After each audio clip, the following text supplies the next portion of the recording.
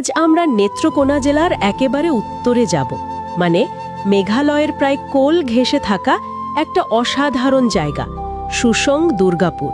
হাতে বেশ কিছু রিপোর্ট তথ্য এসব আছে, তো সেগুলো ঘেটেই আমরা এর ইন্টারেস্টিং দিকগুলো নিয়ে একটু কথা বলবো। হ্যাঁ, জায়গাটা কিন্তু আসলেই দারুণ। মানে এর প্রাকৃতিক সৌন্দর্য আছে, আবার সাংস্কৃতিক দিকটাও বেশ অন্যরকম। ঠিক, আর ইতিহাসের ছোঁয়াও তো আছে, একদম ভারতের মেঘালয় রাজ্যের পাশেই। তো চলুন এই রিপোর্টগুলো ধরে একটু গভীরে যাই, দেখা যাক কি কি পাই আমরা। অবশ্যই। প্রথমেই যদি দেখি এর পরিচিতিটা, প্রশাসনিক বা ভৌগোলিক, এটা তো ময়মনসিংহ বিভাগের অংশ, তাই না? নেত্রকোনা জেলার উপজেলা। হ্যাঁ ঠিক, নেত্রকোনা জেলার। আর এটা মানে উপজেলা হয়েছে 1976 সালে, এর আগে থানা ছিল আর কি। আচ্ছা, আর লোকেশনটা, মানে চারপাশে কি আছে? এর উত্তর আর পূর্বে তো ভারতের মেঘালয় রাজ্য, একেবারে বর্ডার এরিয়া। আর দক্ষিণে আছে কলমাকান্দা, পশ্চিমে পূর্বধোলা উপজেলা। আর এর ভেতরে মানে ইউনিয়ন, গ্রাম এসব? এখানে 7টার মতো ইউনিয়ন আছে, দুর্গাপুর নামে একটা পৌরসভা আছে, আর গ্রাম তো অনেক, প্রায় 200-র বেশি হবে। সব মিলিয়ে জায়গাটা প্রায় 335 বর্গ কিলোমিটারের মতো। বেশ বড় এলাকা। হ্যাঁ, আর এই যে সীমান্তবর্তী অবস্থানটা, এটা কিন্তু খুব গুরুত্বপূর্ণ। রিপোর্টগুলোও বলছে যে এটা এখানকার সংস্কৃতি, অর্থনীতি, এমনকি প্রকৃতির ওপরও বেশ প্রভাব ফেলেছে। কি রকম? যেমন ধরুন, মেঘালয় পাহাড়ের একটা অংশ, সেটা কিন্তু এই দুর্গাপুর পর্যন্ত চলে এসেছে। ফলে এখানকার ভূপ্রকৃতিটাই অন্যরকম। ও আচ্ছা, পাহাড়ের ছোঁয়া আছে তাহলে। আর জনসংখ্যা, লোকজন কেমন?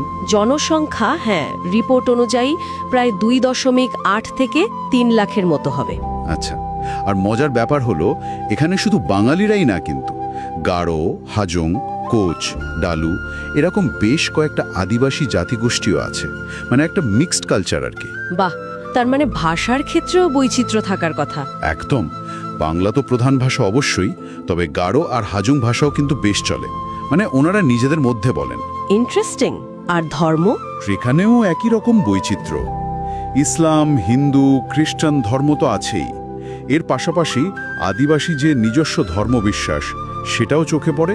মানে মসজিদ, মন্দির, গির্জা, মিশন সবই আছে পাশাপাশি। বেশ একটা সহ অবস্থান। দারুণ তো। আর এই সহ অবস্থান বা মেলবন্ধনের একটা খুব ভালো উদাহরণ কিন্তু বিরিশিরি কালচারাল একাডেমি। ও হ্যাঁ, এটার কথা শুনেছি। এটা ঠিক কি করে? এটা মূলত এখানকার বিশেষ করে আদিবাসী সংস্কৃতিগুলো চর্চা করা, সেগুলোকে বাঁচিয়ে রাখা, এসব নিয়ে কাজ করে। এবং রিপোর্ট বলছে এটা বেশ গুরুত্বপূর্ণ ভূমিকা রাখছে। সত্যি বলতে এই সাংস্কৃতিক বৈচিত্র্যটাই কিন্তু শুসং দুর্গাপুরকে একটা আলাদা পরিচিতি দিয়েছে। একদম একমত। আচ্ছা, এবার একটু এখানকার সম্পদ, মানে অর্থনীতি, এসব দিকে আসি। নদী আছে নিশ্চয়ই? হ্যাঁ, প্রধান নদী হলো সোমেশ্বরী, ভারত থেকে নেমে আসা একটা পাহাড়ি নদী, বেশ খরস্রোতা। এটা কিন্তু ওখানকার কৃষি বা ধরুন পর্যটন দুটোর জন্যই খুব দরকারি। ঠিক। আর রিপোর্টে একটা দারুণ জিনিস চোখে পড়ল, বিজয়পুর চীনামাটির খনি। এটা নিয়ে একটু বলুন না। ও হ্যাঁ, এটা তো খুবই গুরুত্বপূর্ণ। রিপোর্ট অনুযায়ী এটা দেশের একমাত্র কৌশলগত চীনামাটির উৎস। কৌশলগত মানে হলো এই চীনামাটিটা আমাদের দেশের সিরামিক ইন্ডাস্ট্রি বা এই ধরনের আরো কিছু শিল্পের জন্য খুব দরকারি একটা কাঁচামাল। এটা থাকার ফলে আমাদের বাইরে থেকে আমদানি কম করতে হয় আর কি। দেশের জন্য এর একটা স্ট্র্যাটেজিক ভ্যালু আছে। ও আচ্ছা, বুঝেছি। দারুণ ব্যাপার তো। শুধু চীনামাটি না, চীনামাটির পাশাপাশি লাল মাটিও পাওয়া যায়। তো অর্থনীতিটা যদি দেখেন, ভিত্তিটা মূলত কৃষি, ধান, পাট, নানা রকম সবজি এসব চাষ হয়। তবে এর সাথে কিন্তু এই খনিজ সম্পদ তোলা, মানে চীনামাটি বা অন্যান্য জিনিস, আর ছোটখাটো ব্যবসা, এগুলোও বেশ ভালোভাবেই চলে।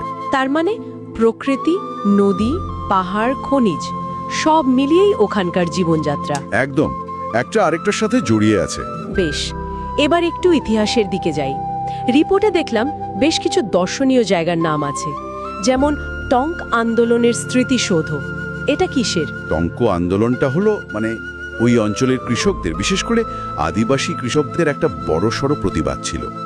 আগে ফসলের বদলে টাকায় খাজনা দিতে হতো, সেটার বিরুদ্ধেই ছিল মূলত আন্দোলনটা।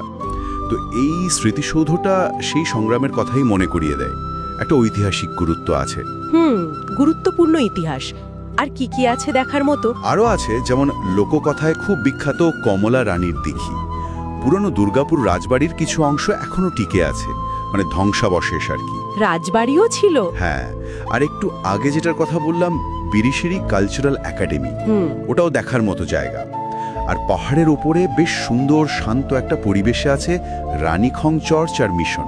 বাহ, তার মানে ইতিহাস, প্রকৃতি, সংস্কৃতি সব মিলিয়ে ঘোরার জন্য দারুণ জায়গা। পর্যটকরা যান নিশ্চয়ই? হ্যাঁ হ্যাঁ, বেশ জনপ্রিয় হয়ে উঠেছে।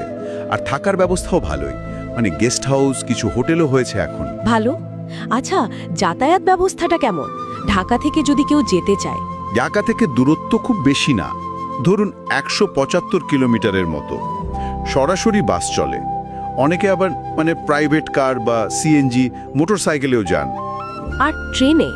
ট্রেনে যেতে হলে সরাসরি দুর্গাপুর যাওয়া যায় না, নেত্রকোনা সদর পর্যন্ত যাওয়া যায়, সেখান থেকে আবার লোকাল ট্রান্সপোর্ট, বাস বা সিএনজি এসব ধরতে হবে।